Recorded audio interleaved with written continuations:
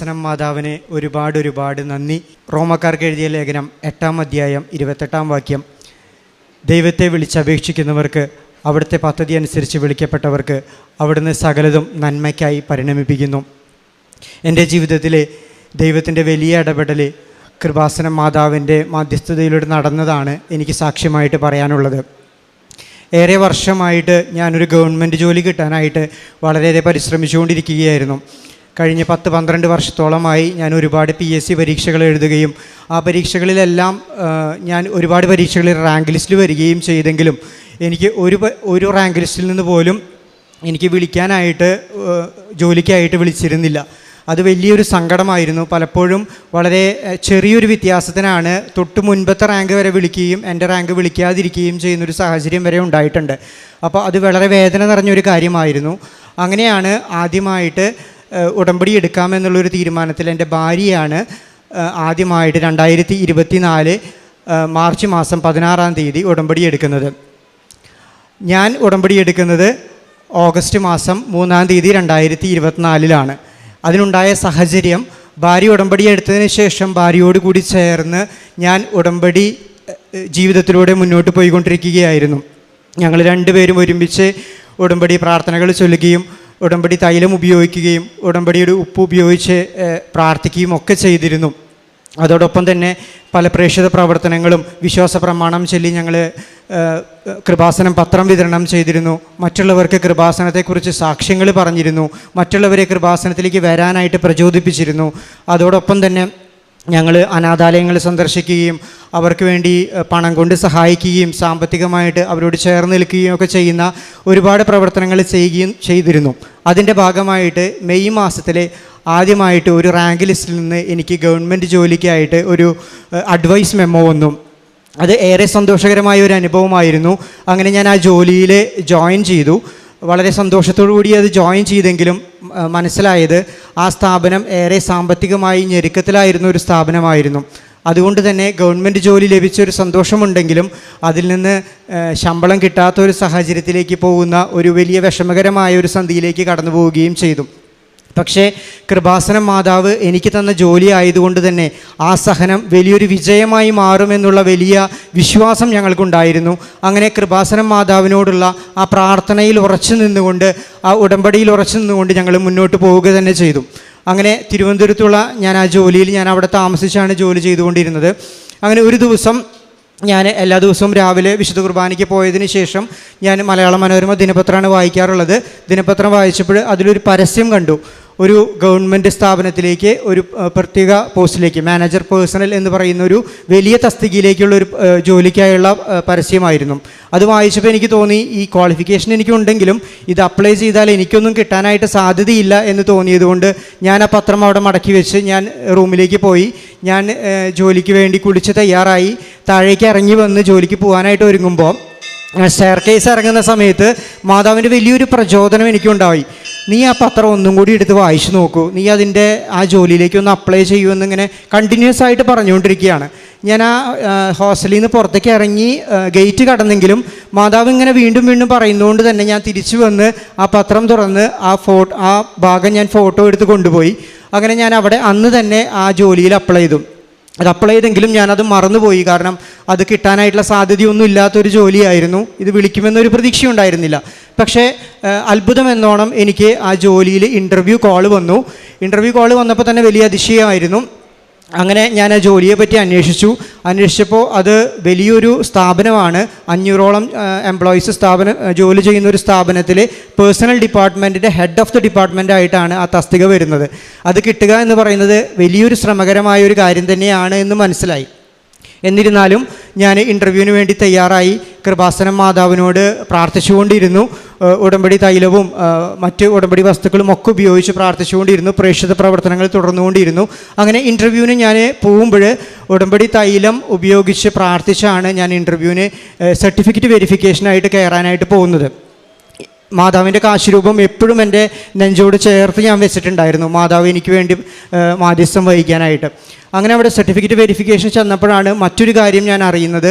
അതിന് എൻ്റെ കൂടെ ഇൻ്റർവ്യൂവിനായിട്ട് വന്നിട്ടുള്ളത് അവിടെ തന്നെ മുൻപ് 8 വർഷം ജോലി ചെയ്ത് എക്സ്പീരിയൻസ് ഉള്ള ഒരു വ്യക്തിയായിരുന്നു.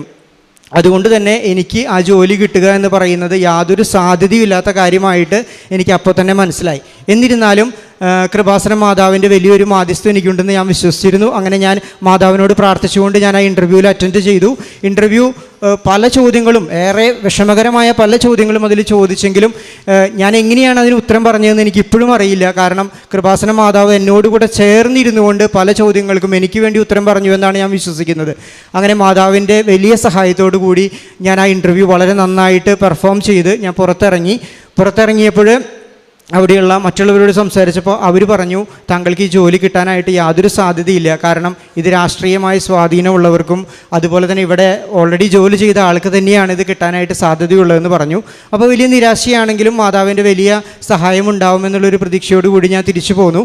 അവിടെ നിന്ന് ഒരു 3 ആഴ്ച കഴിഞ്ഞപ്പോൾ എനിക്ക് ഒരു കോള് വന്നു ഓഫീസിൽ നിന്ന്, താങ്കൾ ഷോർട്ട് ലിസ്റ്റഡ് ആയിട്ടുണ്ട്, ഇത് ഗവൺമെൻറ്റിലേക്ക് അയക്കാനായിട്ട് പോവുകയാണ്. ഇത് സാധാരണ നിലയ്ക്ക് 1.5 വർഷം മുതൽ 1 വർഷം വരെ, 1.5 വർഷമെങ്കിലും ചുരുങ്ങിയതെടുക്കും, ചിലപ്പോൾ 1 വർഷം എടുക്കും, ഉള്ളിൽ ആവാം, നിങ്ങൾ പ്രാർത്ഥിച്ചോളൂ എന്നാണ് പറഞ്ഞത്. അങ്ങനെ ഞങ്ങൾ വീണ്ടും പ്രാർത്ഥനയിൽ തുടർന്നു. 1 വർഷത്തോളം എടുക്കുമെന്നുള്ള രീതിയിലാണ് ഞങ്ങൾ മുന്നോട്ട് പോയിക്കൊണ്ടിരുന്നത്. എന്നാൽ 1.5 മാസം കഴിഞ്ഞപ്പോൾ തന്നെ എനിക്ക് സർക്കാരിൻ്റെ ഉത്തരവ് കിട്ടിയെന്ന് പറഞ്ഞ് എനിക്ക് ഒരു കോൾ വരികയും ആ സർക്കാരിൻ്റെ ഉത്തരവ് എനിക്ക് അയച്ചിരിക്കുകയും ചെയ്തു. അത് മാതാവിൻ്റെ വലിയ ഇടപെടലാണ്. കാരണം 1 വർഷം കൊണ്ട് ലഭിക്കുമെന്ന് പറഞ്ഞത് വെറും 1.5 മാസം കൊണ്ടാണ് എനിക്ക് ആ സർക്കാരിൻ്റെ ഉത്തരവ് ലഭിച്ച് ഞാൻ നവംബർ മാസത്തിൽ ആ ജോലിയിൽ പ്രവേശിച്ചു. ജോലിയിൽ ചെല്ലുമ്പോൾ അവിടെ എല്ലാവരും എന്നെ വലിയ ആശ്ചര്യത്തോടു കൂടിയാണ് വരവേറ്റത്. കാരണം അവർ ചോദിച്ചു, ഇത്രയും സീനിയർ പൊസിഷനിൽ ഇതിന് മുൻപ് ഒരുപാട് മാനേജേഴ്സ് വന്നിട്ടുണ്ടെങ്കിലും ഇതുവരെ ആരും 1.5 മാസം കൊണ്ട് ഇവിടെ വന്നതായിട്ട് ഞങ്ങൾക്ക് അറിവില്ല. സാറിന് എന്തെങ്കിലും രാഷ്ട്രീയമായ സ്വാധീനം ഉണ്ടായിരുന്നോ ഇത്രയും പെട്ടെന്ന് വരാനായിട്ട് എന്നാണ് എന്നോട് ചോദിച്ചത്. പക്ഷേ രാഷ്ട്രീയമായ സ്വാധീനമല്ല, എൻ്റെ കൃപാസന മാതാവിൻ്റെ സ്വാധീനമാണ് അതിൻ്റെ പുറകിലുണ്ടായിരുന്നതെന്ന് ഞാൻ പൂർണ്ണമായിട്ട് വിശ്വസിക്കുകയാണ്. അതുകൊണ്ട് തന്നെ എൻ്റെ ജീവിതം മുഴുവൻ കൃപാസന മാതാവിനോട് ചേർന്ന് നിന്നുകൊണ്ട് മാതാവ് പറഞ്ഞതുപോലെ, അവൻ പറയുന്നത് പോലെ ചെയ്യുക എന്ന് പറഞ്ഞ പോലെ, എൻ്റെ ഈശോ പറയുന്നത് പോലെ ചെയ്യാനായിട്ടുള്ള വലിയൊരു സാക്ഷ്യമായിട്ട് എൻ്റെ ജീവിതത്തിൽ ഇത് എന്നും നിലനിൽക്കുകയാണ്.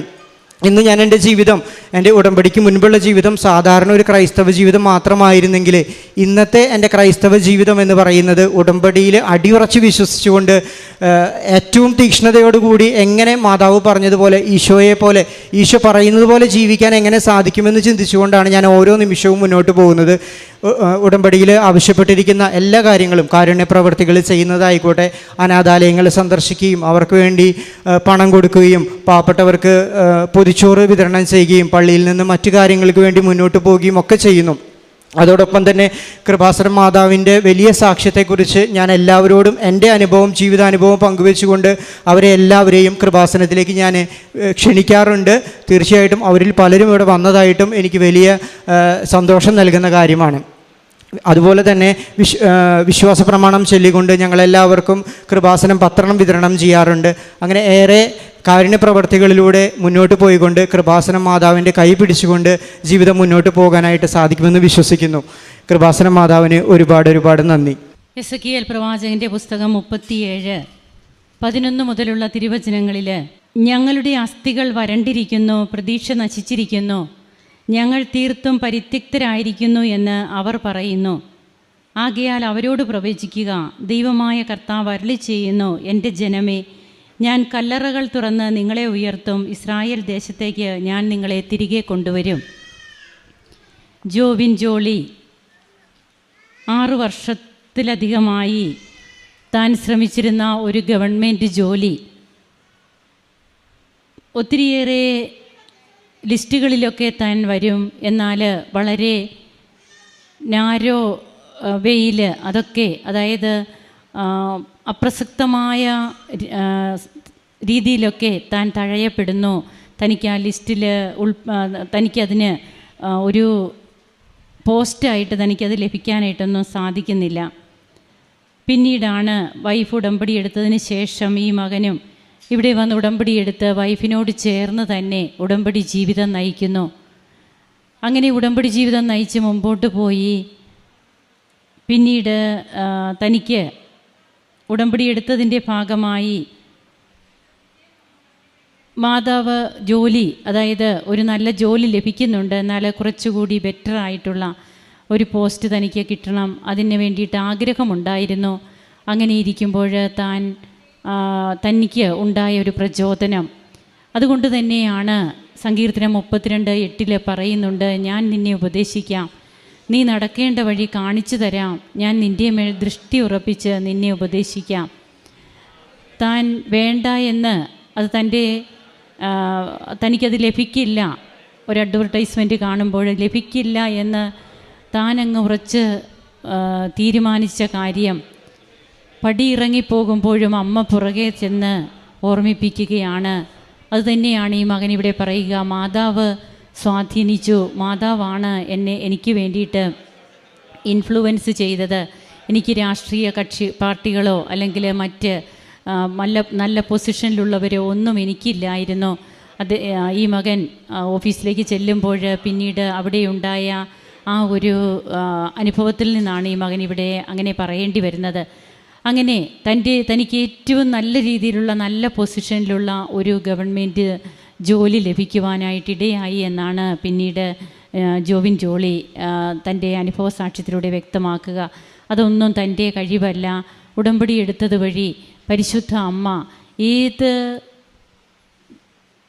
അവസ്ഥകളിലേക്കും, അതായത് നമുക്ക് ഒരിക്കലും കടന്നു ചെല്ലാൻ സാധിക്കില്ല എന്ന് പറയുന്ന അവസ്ഥകൾ, മനുഷ്യന് ചെയ്യാൻ പറ്റാത്ത കഠിന രക്ഷാകര പദ്ധതികൾ ഉടമ്പടിയിലൂടെ ദൈവം നടത്തുന്നു എന്നുള്ളത് തന്നെയാണ് ഇവിടെ പങ്കുവയ്ക്കുമ്പോൾ നാം മനസ്സിലാക്കേണ്ടത്. അങ്ങനെ തൻ്റെ ജീവിതം, ആത്മീയ ജീവിതം മാറി, വ്യക്തിപരമായിട്ട് മാറ്റങ്ങൾ വന്നു.